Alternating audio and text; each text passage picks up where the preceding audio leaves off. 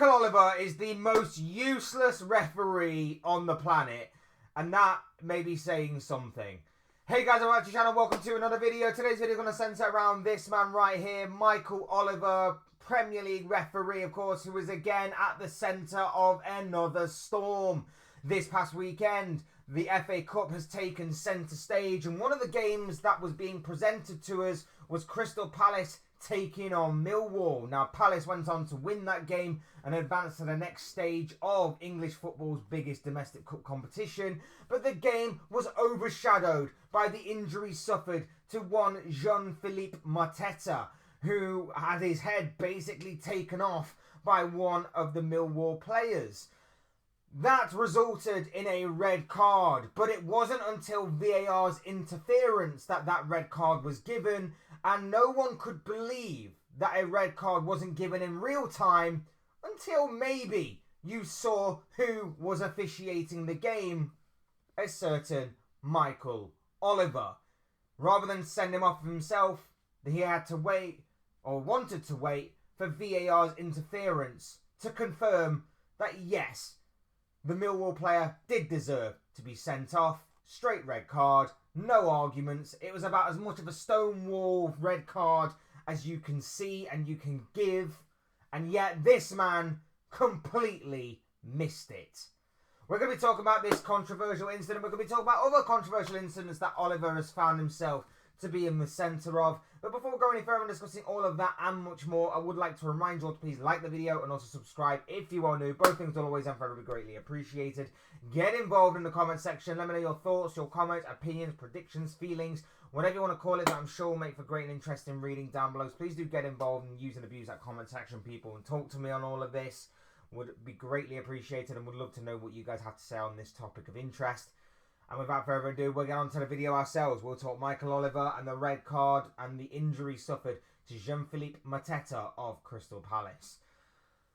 He is the most useless referee on the planet. And I'm sick and tired of people waxing lyrical about this man in the media, the mainstream media, talking about how he is the gold standard pretty much for English football refereeing, how he is the best referee that the Premier League has to offer. Because let me tell you this, I've said it time and time again, if this man is the best that English football has to offer, then English refereeing is in the toilet. It is absolutely doomed. Because once again, we are at another talking point of discussion where Oliver's at the centre of it and he's not done his job properly. And I have incidents to back this up. I have other cases. I have Exhibit A, B, C, so on, of this man not doing his job. And that's in recent history. That is in recent history. Go back and you can probably find a lot more examples of this man's incompetence when it comes to officiating the game. And something needs to be done about him. Because again, it is another example going against him. Look at this incident. For those of you who have not seen it, it's not exactly a pretty image, but this is the incident that I'm talking about. The Millwall player has pretty much taken Mateta's head off. Now, luckily, unfortunately, Mateta is recovering very well. He seems to be discharged from hospital, but he did need 25 stitches reportedly to cover up the bleed, cover up the injury. But fortunately, there doesn't seem to be any other kind of lasting or heavy damage, and he seems to be recovering well. But look at the position of Michael Oliver. Look at his positioning in this photo. He has got a front row seat to the Millwall player taking Mateta's head off. He has got nothing obscuring his vision, his line of sight. He has got nothing to complain about. He is getting a front row seat to that. And yet, in real time, he did not take out the red card from his pocket and send off the Crystal Palace player. It could have resulted in much more serious injury, which of course that's not on Oliver's fault, that's on the defender's fault. But even so, do your job. Do your job at the first time of asking. How he has not sent the player off and has just basically waited for VAR to intervene to do his job for him is absolutely beyond me. And it's either a case of he doesn't care anymore, he just doesn't care anymore. He's just willing to just officiate games and collect a paycheck at the end. He doesn't care what exactly happens in the game. He's not going to carry out his job to the best of his ability. Or he needs to go to friggin' Specsavers because he's blind as a bat. I don't understand how you still cannot see. It's right in front of you. My vision's terrible. But even without my contact lenses in, I could have probably seen that. I could have probably seen that right off the bat in real time. I genuinely do not know how he has missed that. And this is why, again, I feel like referees need to be held accountable for their actions. I feel like referees need to explain themselves after games as to why he didn't give a red card in real time, rather than basically have about 2 or 3 weeks in which Howard Webb can then basically spew some random excuse that is very, very weak and doesn't make any sense at all to the media, to the mainstream media. It doesn't make any sense to me. It really, really doesn't make any sense to me. That is as clear and as obvious as a red card as you're going to get. And yet, Michael Oliver, who has had a front row seat to the challenge, doesn't see fit to award a red card in that moment. I'm baffled. And this is a referee that, like I say, is held in the highest of regard, put in the highest of esteem. Everybody says that if they were to have a game, they would want Michael Oliver to be officiating that game. They want the gold standard of English football refereeing. And apparently, this guy is it.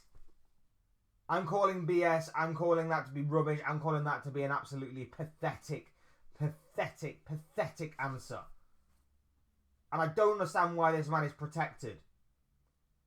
And I have examples. I have examples of other incidents in which this guy has basically not used the letter of the law completely. Exhibit A. The Mateta incident may have not been a red card, but apparently a slightly aggressive and forceful handshake from the manager is seen as a straight red card. What the hell are we doing here? You just had some guy take someone's head off with their boot. They're bleeding. They've had to be carried off. They've had to go to hospital. They've had to get about 25 stitches in their face to cover up the injury, the blood, and everything else. And yet, that's not seen as a red card in your eyes in real time. But a slightly aggressive handshake and maybe being called a choice couple of words maybe is a red card. You can see why I have a problem with referees and this power trip that they're on. And I'm not the only one on this. Everybody, a lot of other people seem to believe that may be the case as well. This power trip that referees are on is an absolute joke. You can take someone's head off in the game, but don't argue with the ref. Don't call the ref out for not doing his job properly. Oh, heaven forbid! You can't do that. Exhibit B. This, from Miles Lewis-Skelly against Wolves, was seen as a red card. It's a stonewaller yellow card as you're ever going to see. But this was given as a red card by, guess who? Michael Oliver. VAR didn't interfere. The red card was given. The red card a couple of days later, in extremely quick fashion, was rescinded upon appeal by Arsenal Football Club. What the hell are we doing here? How is that seen as a red card? But in real time, Mateta having his head is not. It makes no sense to me. And then this one. Doku on McAllister last year. A high foot challenge into the chest of Alexis McAllister in the dying embers of the game of a 2-2 draw between Manchester City and Liverpool, in which would have awarded Liverpool a penalty had he done his job correctly, and a big opportunity at that of winning the game. That could have had drastic effect on the Premier League title race for that season. This was not given as a foul at all. Red card, no red card, doesn't matter. It wasn't given as a foul in the first place. VAR didn't interfere on this one. Michael Oliver didn't do his job properly on that one. It was a complete train wreck from both officials that are behind the screens and on the pitch that day. That wasn't given as a challenge, but yet that same image was used as a way, as a media piece by the Premier League to talk about high foot challenges, high foot fouls. And guess who was at the centre of that? No prizes for guessing. This man right here. Michael, blind as a bat, Oliver. I'm running out of patience with referees, VAR, PGMOL. Not necessarily VAR, the technology, just the people that operate it, of course. But I'm running out of excuses, and I really do want to know what this man saw in the Mateta one to not even warrant a red card in real time, because that is scary. It's scary that this man did not award a red card in real time. Like I say, does he not care anymore? Does he need to go to Specsavers to get some new glasses or something? I genuinely don't know, and I'm scared. I'm scared that the constant and rapid decline of refereeing in this country is just making everything so much worse. He didn't see it in real time. I'll just put the image up again once more. He stood right there. He can see his foot is practically on the side of his head. And nothing was done in real time. Make this make sense. I want to know what he was thinking about. This is why referees should come out after the game and do interviews and basically be like, what the hell are you playing at? What the hell did you see? Do you need some new glasses? Do you care enough about your position in the game? Because there's no accountability. There's no consequence for referee decisions like this. This guy gets away with it. Poor Mateta is having to now recover. It could have, if he hadn't have sent him off, and if this had been an early, this is the stupid thing. If this had been an earlier round in the FA Cup, VAR obviously has not been in use. If this had been an earlier round, there'd be no VAR to recover from this guy's mistakes. Imagine if Millwall had gone on to win. There would be major uproar. Even more uproar. I think the mainstream media are going to sweep this under the carpet simply for the reason that Palace won. I think they will go like, oh, justice was served anyway. What does it matter? The guy got the red card in the end. Palace went on to win. I don't think that this is worth talking about. I think that's what the mainstream media will do.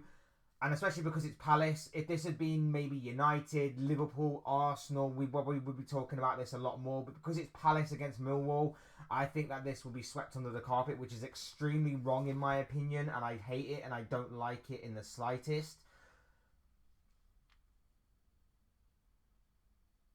But we as fans should not stop talking about it. We as fans should be calling this out at every opportunity. And this guy is not fit for purpose. This guy is not fit to be a referee. This is just another example in a long list of high-profile examples of this guy's incompetence, this guy's inconsistency, and this guy seemingly not caring about the role and the job he has within the game.